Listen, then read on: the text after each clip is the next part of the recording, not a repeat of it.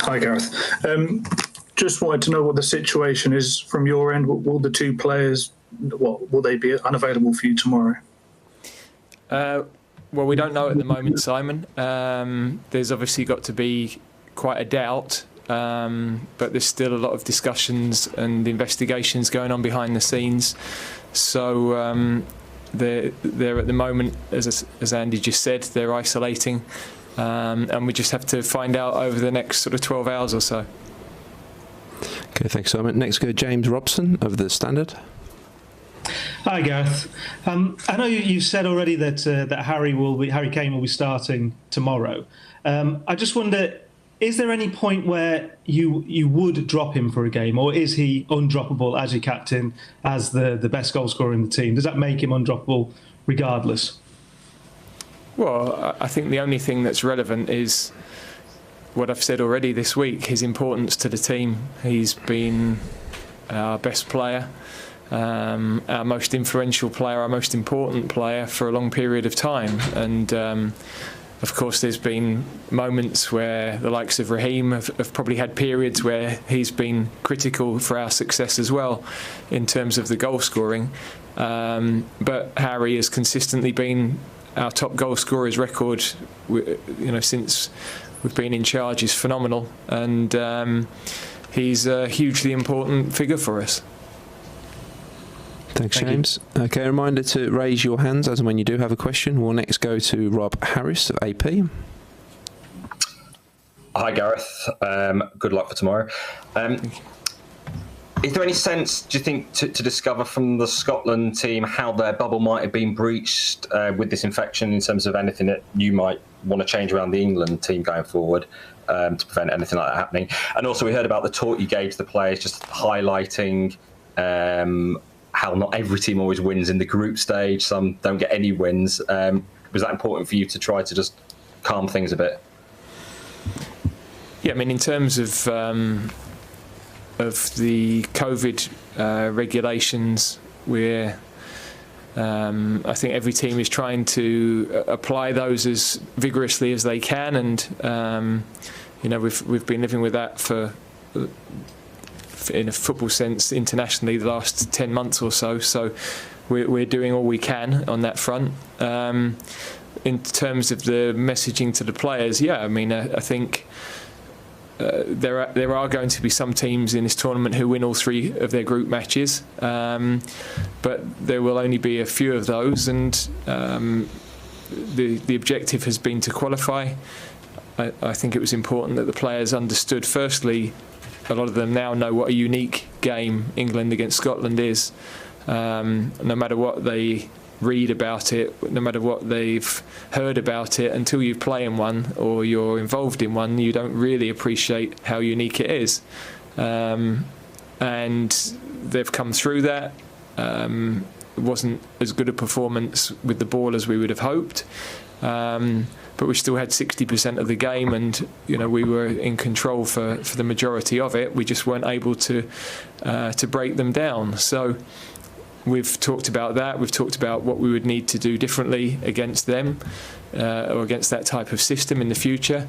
But we play a totally different team, and a very good team tomorrow night in the Czech Republic that we've got huge respect for. The coach has done a fantastic job there. Very dangerous team, and we've concentrated on preparing for that next challenge. Thanks, Rob. Next we'll go to Carrie Brown of beIN Sports. Kerry, I think you might be on mute. We can't hear you. If not, we'll jump across to Scott Wilson of the Northern Echo, who's just coming in now. Hi, Gareth. Gareth, just on the testing front, can I ask whether you said that it's been said that the players have obviously had tests today, lateral flow tests that they've passed. Will they need to have other tests between now and the game? And also, are you able to say have any of the players been vaccinated? And if so, was that a consideration before the tournament, getting them vaccinated, or have they kind of had to fall in line with the rest of the country in that? Well, in terms of the testing, we had PCR tests, so the mandatory tests yesterday for the pre-game. and we've just followed that up today because of the situation that's emerged with Scotland. Just as a sort of belt and braces, really, to make sure that we're okay for people to travel together and eat together.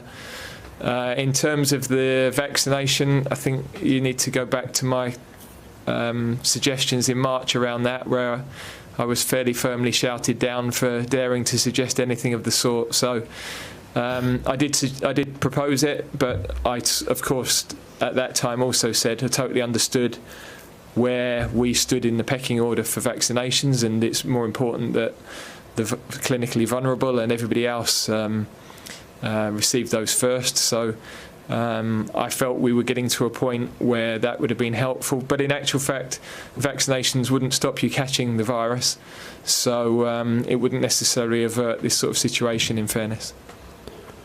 Thanks, Scott. Next we'll go to Arilis Old-Sada from VG Norway. Hi, Gareth. I've been seeing in international coverage and spoken to a lot of international press people who are quite puzzled with how quickly Harry Kane has went from Golden Boot winner and one of the best strikers in Europe the whole season to this massive criticism and scrutiny that he's been under after 2 games. What's your view on the pace of the shift in how you talk about a striker like that? I think it's the world of a big player, you know. Throughout the time I've been England manager, I must have answered these sorts of questions about Harry on 3 or 4 different periods of time, and inevitably he's come through those periods and scored important goals for us and played exceptionally well. So it's a bit of a repetitive cycle. The big players have big focus, have a lot more attention, and their world is far more complicated than a lot of other players who can sort of go under that radar of pressure and intensity. And so I've got a huge understanding of how that is for Harry, a huge understanding of having played with, you know, big personalities, big players, how their world is different, and hopefully that helps me to manage him and to get the best out of him, which I think over a long period of time we have done. And secondly, what's the place of Jadon Sancho in your plans, and why hasn't he been playing until now? Well, we just have so many good attacking players. So Raheem, Phil Foden, in terms of wide players or players that can play in those areas and come inside, we have Raheem, we have Phil Foden, we have Jack Grealish, we have Marcus Rashford, we have Bukayo Saka, and we have Jadon, and they're all very good players. So if you weren't asking me about Jadon, you'd be asking me about one of the others. That's the nature of it. Thanks, Arilis. We'll go next to James Ollie of ESPN. Hello, Gareth. You mentioned your comments about the vaccine earlier back in March. I just wondered, how far did that conversation actually go?